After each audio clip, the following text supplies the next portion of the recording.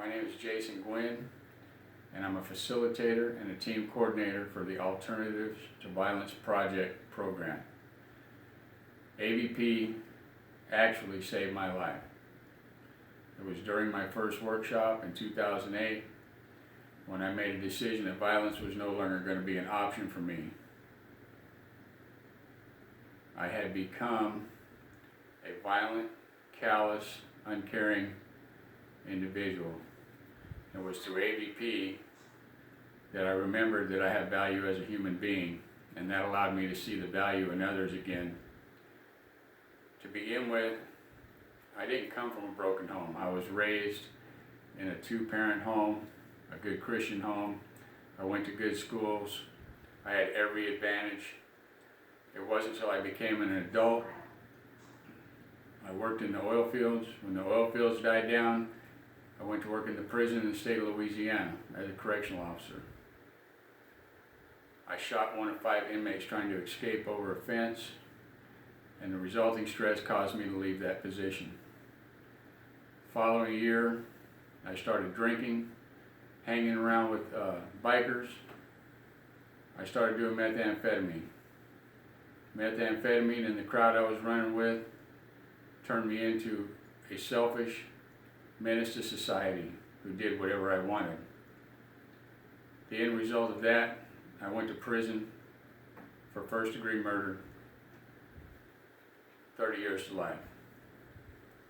My first 17 years in prison, I got with the prison politics, I got with the prison violence, I embraced it. I never thought I was going home, so I became that violent, non-caring individual whose sole purpose was to be the best at that lifestyle that I could be. I never wanted to become a victim, so I chose to always act first and lash out in violence.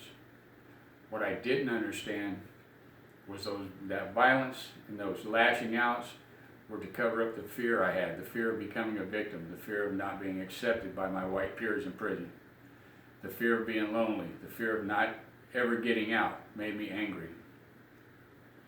When I went to that first workshop, 2 old white Quaker ladies came in, sat down with me in a circle, did a series of exercises, broke the tension, made us laugh, sat and ate dinner with us, and through a series of exercises in that experiential workshop, my barriers broke down and I realized that I am a human being. The exercise that we do in AVP that had the most impact on me during that workshop was the empathy exercise.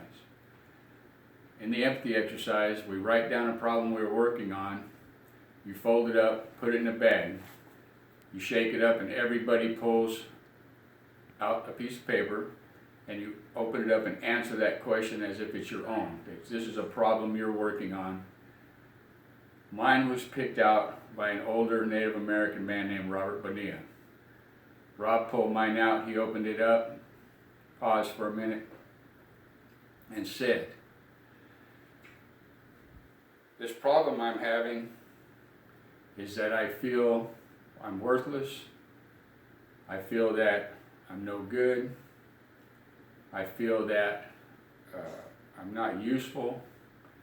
And he goes, "This being my problem, I want to say that when I strip away all my tattoos, when I strip away my life sentence for murder, when I strip away all my gang violence, when I strip away all my negative attributes, who am I?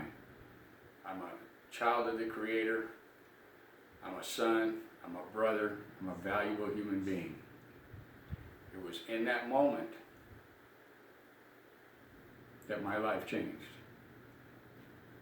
It was in that moment that I made a decision that violence was no longer an option for me in my life. After the end of that workshop, the 2 ladies, Ann Boone and Alice Waco, saw something in me and encouraged me to take over the position of signing people up on the yard. I went on to do an advanced workshop. I helped out at a couple other workshops.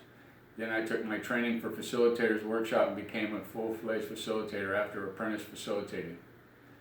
I continued to facilitate workshops at High Desert State Prison When they transferred me to Ironwood, I helped initiate the AVP program on a facility at Ironwood, and I saw a cultural, tonal, behavioral change on that facility in the 2 years that we had AVP there. I was then transferred to Calipatria State Prison D facility, and once I got there, it took us a while to talk the administration into accepting and asking for AVP.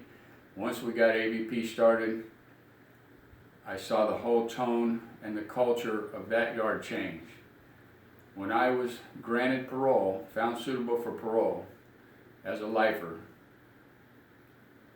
I immediately went to my next AVP meeting, thanked my community, and told them that AVP is the reason that I got a parole date.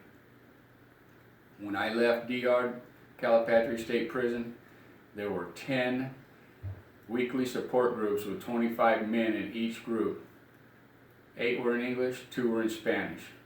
They were holding 2 workshops per month at the same time, rotating in a Spanish workshop as the waiting list grew. I can honestly say that we are now calling Calipatria D facility the Peace Academy.